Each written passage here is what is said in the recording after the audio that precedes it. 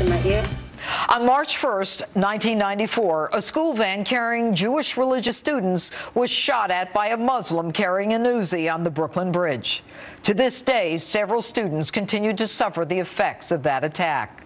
One 16-year-old named Ari, though, was killed. His mother fought to have that shooting declared a terrorist act.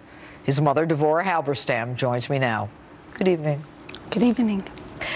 You know, no one can imagine a mother's pain. On the day that your son was murdered, I can't imagine what you went through. Well, there is nothing like the pain of watching your child die before your eyes. Ari was shot in his head where he was brain dead, but I watched him die for 5 days. And you could never get past that. I suffer all the time. Why was it important, Devorah, for you to have this attack deemed a terrorist attack? Well, it was revenge for what took place in the Middle East. So I didn't want to go into the history book to be documented as just a random act of violence. It went to state courts versus federal courts, although Ari was his civil rights were violated.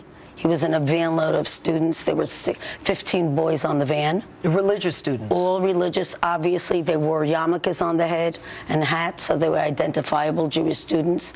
And in his video confession, Rashid Baz said he saw Hasids, and they were on top of each other. And it was then that he began shooting at the van, first with the Uzi, which jammed, and continuing with the Glock. At that time, Devorah, it was 1994. Not that many people knew about terrorism. We had not yet experienced 9/11. What was it in you that made you realize that the designation of this was so critical, not just to you, but for the country? Well, once this happened to me, I was your ordinary soccer mom. I was every mother living in the United States of America. My son was a regular teenager who played basketball, who went to school every day, who was just a regular student. And I saw the global picture of it. I was a quick study.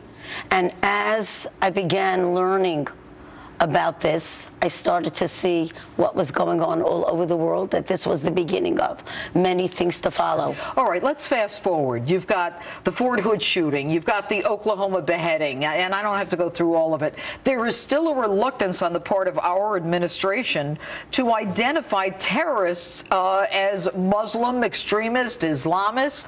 Why do you think that is? I can't speak for the administration. I will only say... Are they wrong? Well, it was very clear to me that it is extremely important to identify what the real thing is for the purposes of history, statistics, understanding what the threat is. And that was, for me, it was crystal clear. And Ari's case was probably the only one in the history of the United States of America that was actually changed. That was changed because of what you did. Look, you're from Brooklyn. Your son Ari was shot and killed in Brooklyn. This week, 3 men from Brooklyn, I think one was arrested elsewhere, looking to support ISIS. Your reaction? Well, there are cells that are operating within this country all over the place. ISIS is not just operating outside this country. The problem is that we have to fight terrorism within and without. And Judge, I have to tell you this, that I am 4th generation American, an American Jewish woman. I will fight my entire life terrorism. To have my son murdered in this country, which is the land of the free and the home of the brave, is actually something that I still can't wrap my arms around. And you know, as a result of what you went through, is so many people that I've seen in my law enforcement days, I mean, you turned it into a positive. You now lecture to law enforcement, to FBI, you lecture all over the country.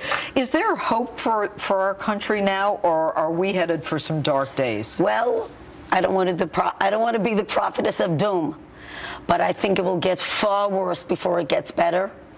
And I think we have some bad days ahead of us. All right, tomorrow is the anniversary of your son's death, and you built a Jewish Children's Museum, and they are having a gala tomorrow night. Again, you put your energies into something positive. Quickly about the museum. I truly believe that it's all about the children. I think, as we know with extremists, they teach their children from a very young age that to teach them to be shahids and martyrs, etc.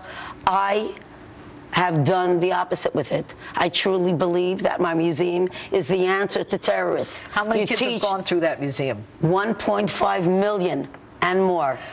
Devorah Halberstam, my friend, it's good to have you here. Thanks for having me on, Judge. All right, and moving on to news today that